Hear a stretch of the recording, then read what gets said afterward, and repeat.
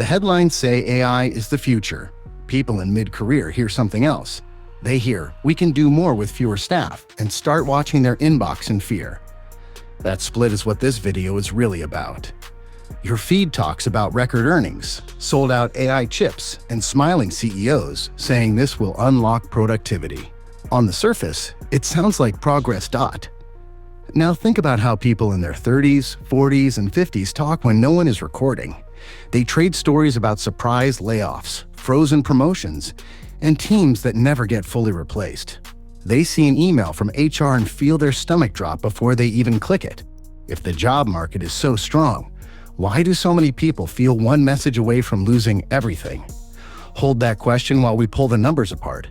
On paper, the picture still looks fine. In September 2025, the official unemployment rate in the United States was about 4.4%, around 7.5 million people. Prime-age labor force participation, workers between 25 and 54, is near its highest level in more than 20 years at roughly 83%. To most headlines, that looks healthy. Now look underneath. In October 2025 alone, companies announced about 153,000 job cuts, the highest in more than 2 decades. A big slice of that spike was tied to AI adoption and cost cutting. Tech companies have already cited artificial intelligence in over 48,000 US job cuts this year, with about 31,000 of those in a single month. So the chart says stable. The people reading layoff emails say no one is safe. Ask yourself this: has your own company truly replaced everyone who left? Or have you watched tasks get quietly stacked onto the same tired faces? Here is the first part of the crisis.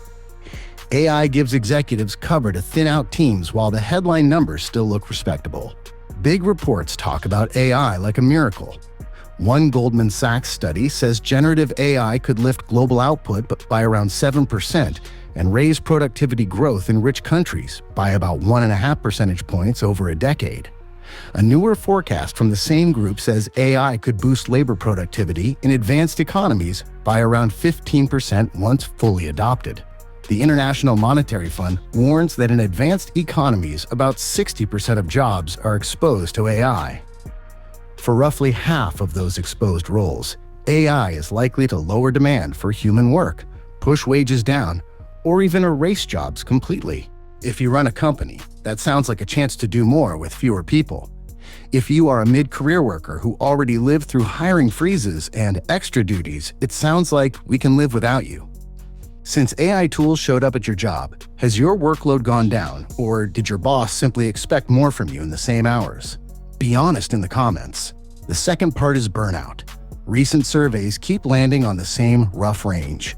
Around 45 to 52% of US workers say they felt burned out in the past year. One study this year found about 66% of employees feel burned out. Another found 63% feel burned out multiple times per week. Workload and short staffing are the top reasons people give. Now put AI into that picture. Inside companies, AI is sold as taking away boring tasks. In practice, many people still do the same job plus more. You answer emails, manage clients, and hit deadlines.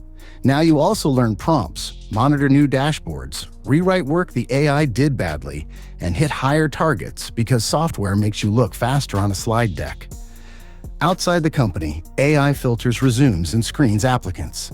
Many job seekers never speak to a human being. They send out dozens or hundreds of applications and receive silence or automated rejection. It feels like shouting into a machine, not searching for a career. Have you felt any of this? Longer hours, more pressure, less security? Type yes or no in the comments, and if you want, add your age. The pattern will be very clear. The third part is fear that does not show up in any official table. So far, reports from groups like the OECD say AI has not crushed total employment across advanced countries. Overall job counts still exist. But those same reports say high exposure to AI sits in many white-collar roles, the exact non-routine cognitive jobs that a lot of mid-career workers built their lives around.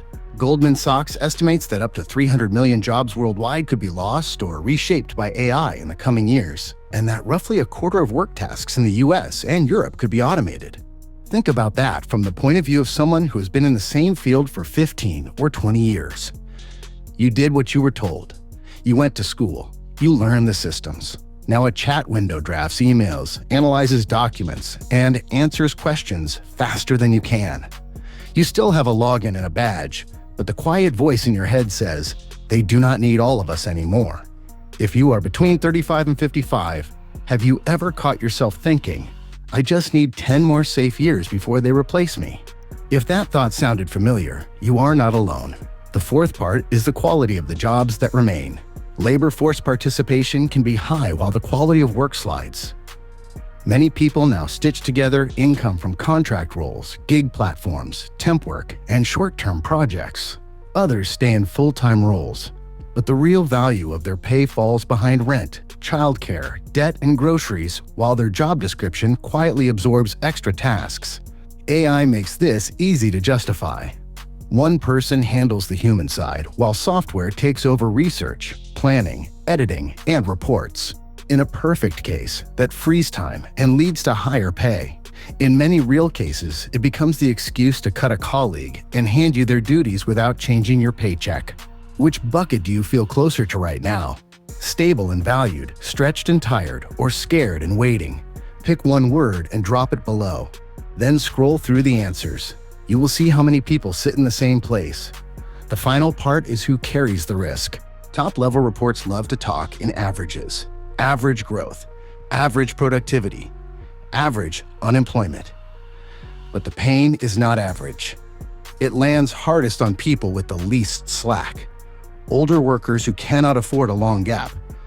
Parents who cannot move states for a new job. Employees whose skills are deep in one system that AI can now handle in seconds. Look at the headlines from last year. HP plans 4,000 to 6,000 job cuts as it shifts deeper into AI. Major law firms cutting around 10% of back office staff because AI can now handle routine finance and HR work. Tech companies dropping hundreds or thousands of roles while saying automation will make them leaner and more focused. Behind every one of those announcements is the same picture. People in their 30s, 40s, and 50s staring at their inbox and asking, am I next? So what can you actually do in a moment like this? First, stop treating AI as magic and start treating it as infrastructure. It is a set of tools plus a set of choices by people in charge. You cannot control the tools, but you can lower how replaceable you look within that system. Second, map where AI touches your own role. Ask 3 simple questions. Which parts of my day are repetitive? Which parts rely on judgment, trust, or context that software cannot see? Which tasks clearly make or save money for my team? Pick one repeated task and use AI to speed it up while keeping your standards. Document the result. Instead of saying, I know AI, you can say, I cut this process from 2 hours to 40 minutes without losing quality. That is a concrete story that makes you harder to ignore when leaders decide who to keep. Third, double down on the human side of your work. Reports on AI and skills keep pointing to the same thing. AI hits routine cognitive tasks hardest. The skills that hold up are communication, calm judgment in messy situations, and the ability to earn trust across teams. Think about the last month. Did you diffuse a tense client call? Help a new teammate get up to speed? Catch a serious issue before it blew up? Those are not side notes. They are proof that your value is more than the keystrokes a model can count. In the comments, answer this. What is the one area you want to get stronger in over the next year? Learning tools, building relationships, or protecting your health? Putting it in writing is the first small step. You did not cause this crisis. You are living inside it. The AI boom is real. But so is the workforce crisis it helps hide.